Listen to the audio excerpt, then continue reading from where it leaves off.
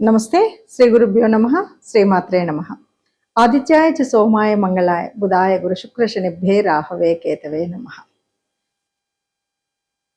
పంచగ్రహ కూటమి ఇది ప్రస్తుతం మనం ఎక్కడ విన్నా, ఎక్కడ మనం చూస్తున్నా ఈ మాట వినబడుతూ ఉంది. పంచగ్రహ కూటమి అంటే ఏంటి? 5 గ్రహాలు ఒక చోట ఉండడం. మరి ఈ 5 గ్రహాలు ఎప్పుడు లేవా? ఎందుకు సందేహాలు? ఎందుకు ఇంతమంది ఇన్ని రకాలుగా చెప్తున్నారు? ఇది ఆలోచిస్తే పంచగ్రహ కూటమి అనేది ఎప్పుడూ వస్తూనే ఉంటుంది. ఎక్కడైతే ఎప్పుడైతే ఏదో ఒక రాశిలో 5 గ్రహాలు, ఎందుకంటే చంద్రుడు రెగ్యులర్గా 2.5 రోజులకు ఒకసారి మారుతూ ఉంటాడు కాబట్టి ఎక్కడో ఒక చోట ఈ 5 గ్రహాలు కలవడం అనేది కనిపిస్తుంది.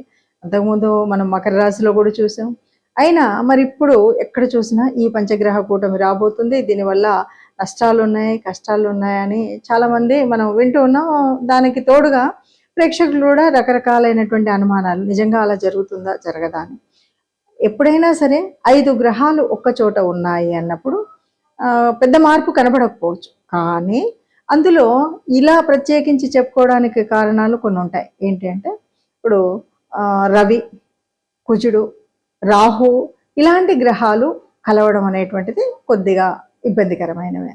ఇలా ఉన్నప్పుడు ప్రత్యేకించి ఈ పంచగ్రహ కూటం వల్ల ఇబ్బందులు కలుగుతాయి అని, లేకపోతే ఏదో ఒక మార్పు ఉంటుంది. ఇబ్బందులు అంటే ఒక కొత్త రకమైన మార్పు ఉంటుంది. అది ఉంది అంటే అది మంచిదా చెడుదా? మంచిది కావచ్చు, చెడుది కావచ్చు, ఏదో ఒక మార్పు అయితే ఉంటుంది అని చెప్పేటువంటి తత్వం. మరి ఇది ఎప్పుడు జరుగుతుంది ఏమిటి అంటే, ఫిబ్రవరి మరి అమావాస్య నుండి 3 రోజులు, అంటే 17, 18, 19 ఈ 3 రోజులు కూడా మనకి పంచగ్రహ కూటమి ఉంటుంది. ఈ పంచగ్రహం 3 రోజులే ఉంటుంది కదా, తర్వాత ఉండదు కదా అంటే, ఈ 3 రోజుల తర్వాత వచ్చేటువంటి కాలంలో కూడా ఈ గ్రహం ఒక చోట ఉన్నందువల్ల వచ్చేటువంటి ఫలితాలు చాలా ఉంటాయి. ఆ ఫలితాలు ఉండడం వల్ల మనకు అనేక రకాలైనటువంటి మార్పులు ఉంటాయి. అంటే అమావాస్య నుండి 3 రోజులు కూడా మనకి పంచగ్రహ కూటమి ఉంటుంది. ఈ పంచగ్రహ కూటమి ఒక్కొక్కసారి మనకు కొన్ని రకాలైనవి ఏంటి అంటే, ఇందులో ముఖ్యంగా రవి శనులు వీళ్ళిద్దరు కూడా సమసప్తకాల్లో ఉండడం అనేటువంటిది ఇది ఒక కొత్త మార్పు. దీనివల్ల మంచి మార్పు ఉందా, చెడు మార్పు ఉందా అంటే, కొంతమందికి మంచి మార్పు అనిపిస్తుంది, కొంతమందికి చెడుగా ఉంటుంది. ఇది కూడా ఇప్పుడు జరిగింది ఎట్లాంటిది అంటే, వాయుతత్వ రాశిలో జరిగింది. వాయుతత్వం ఉన్నప్పుడు ఒక రకమైనటువంటి ఆ వాయువుకు సంబంధించినటువంటి, అంటే ఆకాశంలో జరిగేటువంటి కొన్ని ఉంటాయి కదా, వాయువు అంటే మనం చెప్పాలంటే ఏరోప్లేన్ ఇలా ఉంటాయి కదా, ఇలాంటి వాటిల్లో ప్రయాణం చేసేటప్పుడు కానీ, వాయువు గుణం కలిగినటువంటి వాటిలలో కానీ మంచైనా చెడైనా వాటి వల్ల లభించేటువంటి స్థితి అయితే మనకు కనపడుతుంది. ఇది కుంభరాశిలో వాయుతత్వంలో జరుగుతుంది కాబట్టి ఇది జరుగుతుంది. ఇంకా ఒక మాట అయితే చెప్తారు. ఎందుకు అంటే, ఇక్కడ మనకు ఉన్నటువంటి పంచగ్రహాలు ఏమిటి అంటే, మనకి రవి ఉన్నాడు, రాహు ఉన్నాడు, తర్వాత కుజుడు ఉన్నాడు. అంటే ఇవి కుజుడు, రవి, రాహు ఇవి కొంచెం మనకు ఇబ్బంది కలిగించేటువంటివి అని మనం చెప్పేటువంటివి. అలాగే ఇక్కడ మనకు ఈ రాశుల వల్ల రవి రాహులు ఉన్నాడు అంటే ఒక పితృదోషం కలుగుతుంది. ఇవి మనకు చెప్తున్నటువంటి మాటలు.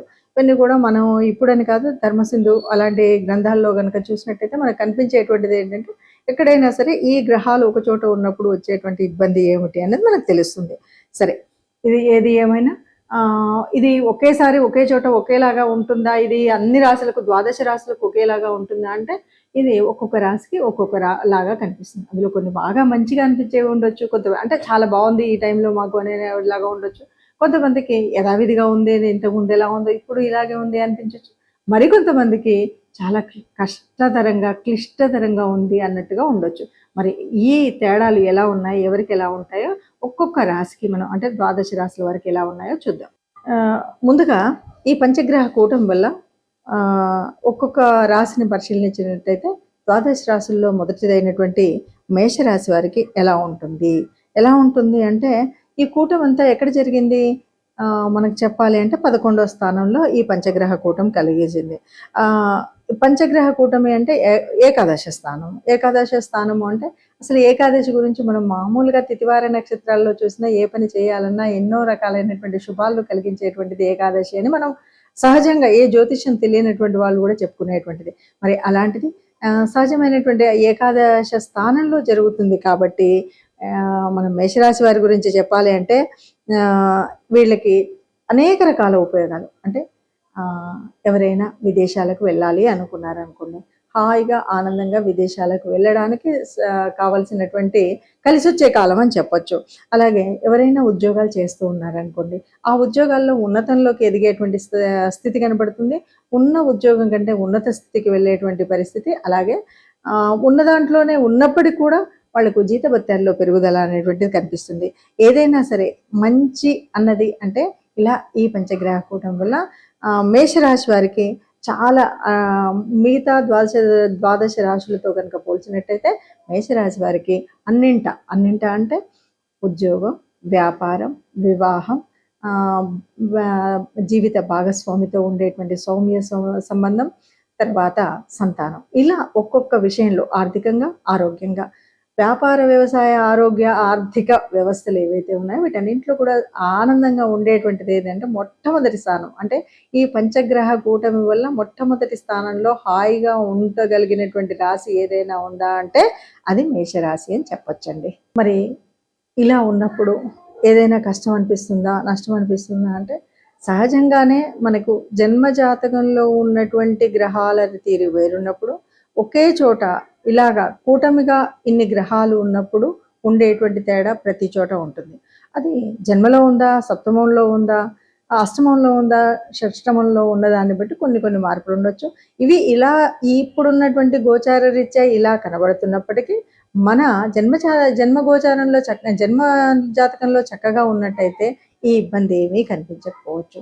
ఏది ఏమైనా మనం ఎందుకు చెప్పుకోవడం అంటే ముందు జాగ్రత్త కోసం చెప్పుకోవడం. అంటే ఈ సమయాల్లో ప్రయాణాలు చేయకుండా ఉండడం కోసం కానీ, లేదా పరిస్థితి ఇలా ఉంది కాబట్టి అనుకోకుండా వచ్చేటువంటి కష్టాలను తట్టుకోవడం కోసం, ఆర్థికంగా కానీ ఆరోగ్య రీత్యా కానీ వచ్చేటువంటి నష్టాలు అవి రాకుండా ఉండడం కోసం చేసేటువంటి ఫలితాన్ని మనం పొందేటువంటి ఫలితం కోసం చేసేటువంటి ప్రయత్నమే ముందుగా చెప్పుకోవడం. సరే, ఇప్పుడు మరి ఏ గ్రహానికైనా ఏ రాశి వారికైనా ఏదైనా సరే మనకు కొంత ఉపశమనం అయితే ఉండాలి కదా. ఏ రకంగా ఉన్నా సరే మరి ఇలాంటి పరిస్థితుల్లో మనం తట్టుకొని గట్టిగా నిలబడాలి అంటే నిబ్బరం కావాలి. ముఖ్యంగా ఇక్కడ వాయుతత్వ రాశిలో జరుగుతున్నటువంటిది అంటే మనకి ఇక్కడ ఏ రకమైనటువంటి దానికైనా మనం చేయాల్సినటువంటిది ఆరోగ్య రీత్యా తీసుకోవాల్సినటువంటి జాగ్రత్తల్లో చక్కగా అంటే యోగాలో మనం ఏదైతే ఉచ్ఛ్వాస నిశ్వాసాల ద్వారా అంటే గాలిని మనం తీసుకొని వదలడం అనేటువంటిది వాయుతత్వానికి సంబంధించినటువంటిది. దీనివల్ల ఆరోగ్యాన్ని సరిగ్గా నిలుపుకోవడానికి బాగుంటుంది అని చెప్పడం అన్నమాట. అంటే ఎవరైనా సరే బాగా మీ యోగా ఆసనాలు ఇవి చేసుకున్నట్టయితే చక్కగా ఉంటుంది.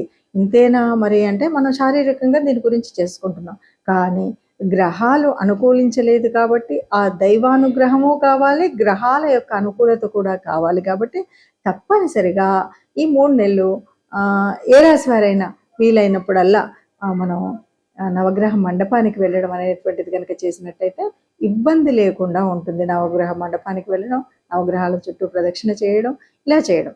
అలా కాదు, ఈ మధ్య కాలంలో మనకి ఏదైనా పండుగ వచ్చినప్పుడు శివరాత్రి వస్తుంది, లేదు శివరాత్రి దాటిపోయింది, ఈ మాసం అంతా ఉంది అనుకున్నప్పుడు కూడా అంటే ఈ మాసంలో మనం ఎప్పుడైనా ఆరాధించవచ్చు. కాబట్టి మనం చేయాల్సింది ఏమిటి అంటే ఏదైనా సరే దానం, ధర్మం, ఈ దాన ధర్మాలు చేయడం, గోశాలకు వెళ్ళడం, ఇలాంటివి చేసినట్టయితే మనకు అనుకున్నటువంటి అంటే తప్పనిసరిగా ఈ పంచగ్రహ కూటమి ఇలా ఉంది కాబట్టి నాకు సప్తమంలో ఉంది, నాకు అష్టమంలో ఉంది, దీనివల్ల ఈ నష్టం వస్తుంది, కష్టం వస్తుంది అనుకున్న వాళ్ళందరికీ కూడా ఏ ఇబ్బంది రాకుండా, పెద్దగా లాభాలు లేకపోయినా ఇబ్బందిగా ఉన్నది అనేటువంటి రాశుల వారికి ఇబ్బంది లేకుండా ఉండడానికి తప్పనిసరిగా గోశాలకు వెళ్ళి గోగ్రాసం సమర్పించడం, మీ ఇష్టదేవత ఆరాధన చేయడం అనేటువంటిది కనుక చేసినట్టయితే ఏ కష్టం లేకుండా అందరం కూడా ఈ పంచగ్రహ కూటమిలో కూడా సుఖంగా, సంతోషంగా, ఆనందంగా, ఆరోగ్యంగా ఉంటారు.